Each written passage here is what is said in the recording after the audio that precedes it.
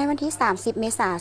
2025 หน่วยภาคฐานองค์การอัยการประชาชนภาคกลางจัดกองประชุมใหญ่ครั้งที่ 4 เพื่อสรุปเวียกงานการจัดตั้งเวียกงานระยะที่ผ่านมาและวางทิศทางแผนการในต่อหน้ากองประชุมโดยการเข้าร่วมของสหายอนุภาพตุนาลมคณะเลขาธิการศูนย์กลางพรรคประธานสภาประชาชนนครหลวงเวียงจันทร์มีสหายจันทีโปลีวันเลขาหน่วยภา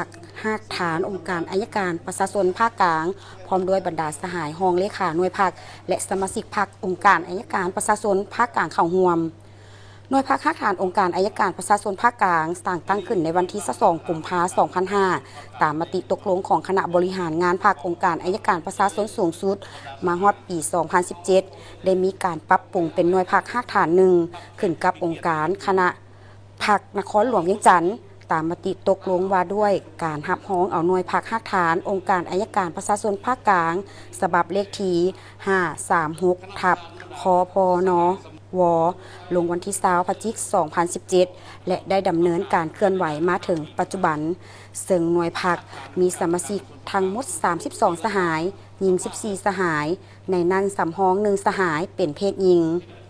ตลอดระยะ5 ปีผ่านมาคณะพรรคคณะนำได้เอาใจใส่เสริมซึมและผันขยายมติกองประชุมใหญ่ครั้งที่ 11 ของพรรคมติกองประชุมใหญ่ครั้งที่ 7 ของคณะพรรคนครหลวงเวียงจันทร์และมติกองประชุมใหญ่สมาชิกพรรคครั้งที่ 3 ของตน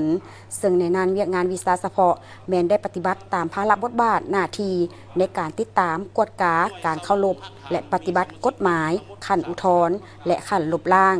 ติดพันกับแผนพัฒนาเวียกงานอัยการ 5 ปี 2021-2025 ขององค์การอัยการประชาชนภาคกลางและการปฏิบัติข้อแข่งขันรักษาและพัฒนาด้วยคำขวัญ3 มี 4 รับประกันขององค์การอัยการประชาชนได้เอาใจใส่นำพาชี้นำคือการติดตามกฎกาการดำเนินคดีอาญาได้รับสำนวนคดีขั้นอุทธรณ์จำนวน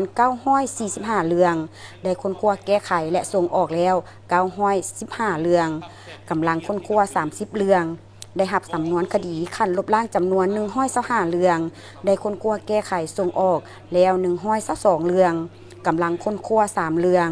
ได้รับคำห้อง629 เรื่องคนคว้าแก้ไขส่งออกแล้ว615 เรื่องกำลังคนคว้า14 เรื่อง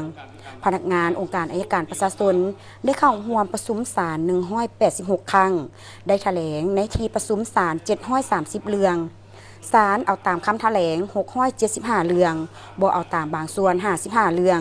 เสนอคัดค้าน55 เรื่องสาเหตุที่ศาลบ่เอาตามคำแถลงส่วนหลายเป็นปัญหาที่ติดพันทางแพงและในกรณีกระทำผิดในหลายข้อหาการติดตามกฎกาการดำเนินคดีอาญาและเฉลี่ยบรรลุได้ 97.3 ส่วนห้อยปฏิบัติได้ลื่นคาดหมายในการแก้ไขเรียกงานวิสาเฉพาะการติดตามกฎกาการดำเนินคดีแพ่งได้รับสำนวนคดีขั้นอุทธรณ์จำนวน838 เรื่องได้ค้นคว้าแก้ไขส่งออกแล้ว83 เรื่องคนคว้า1 เรื่องได้รับสำนวนคดีขั้นลบล้างจำนวน410 เรื่องคนคว้าแก้ไขและส่งออกแล้ว405 เรื่องกำลังคนคว้า5 เรื่องเฉลี่ยปฏิบัติได้ 99.51 ส่วนห้อยบรรลุได้ลื่นคาดหมาย